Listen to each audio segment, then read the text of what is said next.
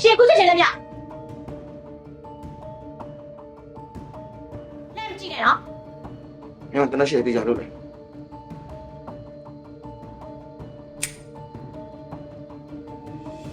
ကဲခုဘလို့လဲတစ်ထက်လိုက်ပါတော့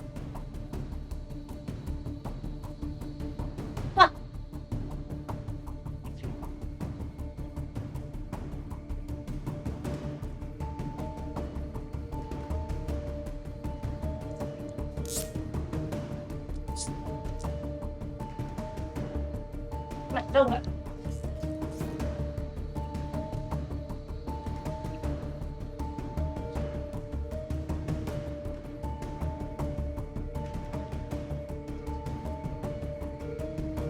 လို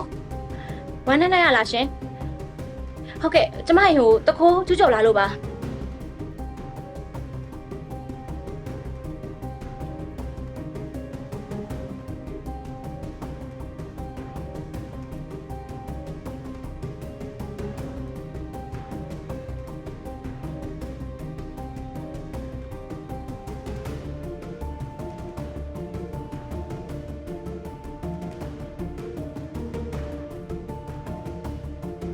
ဟုတ်ကဲ့ကျေးဇူးတင်ပါတယ်ရှင်မြန်လေးလွှတ်ပေးလိုက်နော်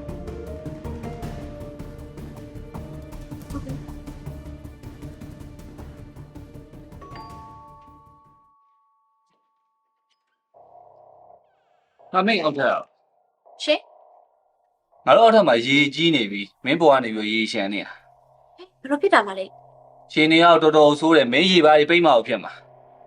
ဟုတ်ပြီလေလာအဆုံး ဟာဟိုဟာဘူး အော်စိတ်မပူပါနဲ့ကျမအိမ်ကိုဝင်ခိုးတဲ့တခိုးလေကျမတို့ကိုချုပ်ထားပြီးပါပြီ အခုကတခိုးရတော်တော်ဆိုးရတော့ပြီးတော့မင်းကမိန်းကလေးတယောက်တည်းဒီကောင်ကရဲတကန်းခေါ်ပြီးသွားပို့လိုက်မယ် အော်ရတယ်ကျမရဲစခန်းကိုပို့ဆက်ပြီးလာခံနေပါပြီဟုတ်လား သိကြတော့ ရတယ်တေချာတယ်ဘာမှမဖြစ်ဘူးလား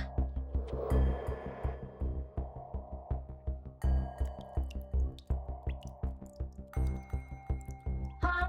ဘယ်ဂိမ်းကြီးရှာနေရပဲကိုတခိုးလို့သွားရမယ်နေမှာဒီပုံစံနဲ့ဆိုရင်ပိုက်ပင်မခေါ်မရတော့မယ် ဟာခေါ်ကြမလို့နော်ဟာမဒီပစ္စည်းကရိယာတွေပါ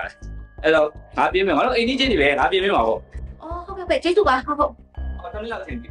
ဟုတ်ငါတယောက်တည်းတော့မရတော့ဘူးဒီကောင်ဒါလေးပုတ်ကန်ပြီးပါရ အော်ဟုတ်ကဲ့ဒီနားလာ ဟုတ်တယ်အနားလေးဖြတ်ကြည့်ပါမယ်နော်အဲ့လိုတရားလေးနိုင်တာပြန်လာခဲ့ဒီပြည့်တော်လေးပြန်လာဟိုပါဟိုရေရှမ်းကောင်မှာလို့ပြန်လာခဲ့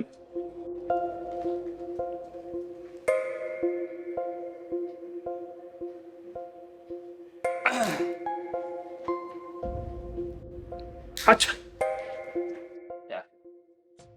ဟာလေးတော့ကွာမင်းဘယ်သွားနေ ဟိုမှာနောက်မှာအင်ရှင်ရှိတယ်အင်ရှင်ရှိ ဟုတ်တယ်ငါဒုံးမင်းတော့သွားပြီ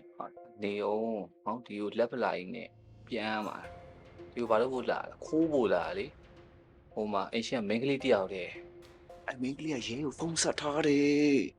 ချိန်တော့ရှိအောင်ပါမင်းကလေ ကိုယ်ရှင်းရှင်းနေရလား ငါဖက်နဲ့စင်းနေလို့မတေးကြကင်လာတော့အနေရမ်းများရဲ့တိတ်လို့ရင်ရှမ်းအောင်ပဲ ဟုတ်ပြီမြန်မြန်လေးရောက်လာပြီတော့ကျမတို့အရင်ကြောင်းပြီလို့ ချိန်တော့ရမင်းပင်နေရရှားပြီးတယ်ပြော ကုန်ချပြီးသွားတယ်ဒီတနေရာလေးပဲအဲ့မတော့ခတ်တာတန်ဖိုးရှိပြီရှိကိုရှိရမှာအဲ့နေရာဟုတ်ပါဘူး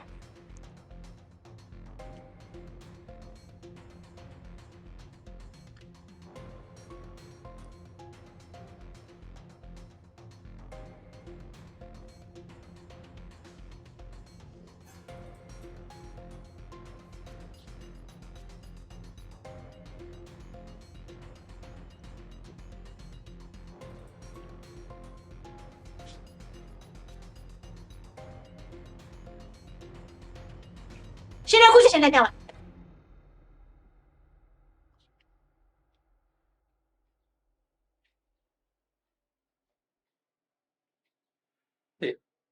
ဟိုမတေးကြလည်းကြည့်ရောငါတဲ့ဒီတနက်ပဲကြားဘူးတော့မငါပြောသေးတနက်ကြီးဖြစ်နေပြီ ပြောရင်းနဲ့ထောက်တာတော့ ဟုတ်တယ်မင်းကချင်းတဲ့မင်းကချင်းတဲ့ ဟုတ်တယ်ကျမမှာဘယ်တော့မှတတ်တတ်မရှိဘူးရော့ရှင်းလို့ချင်တာမလား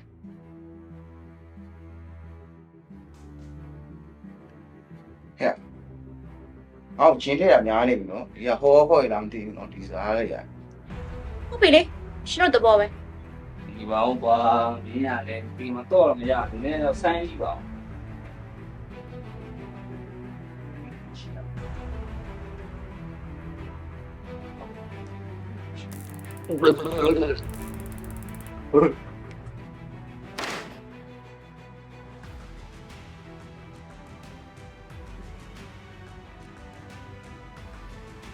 ရှင်တို့တွေသူများပစ္စည်းကိုအချောင်လိုချင်ပြီ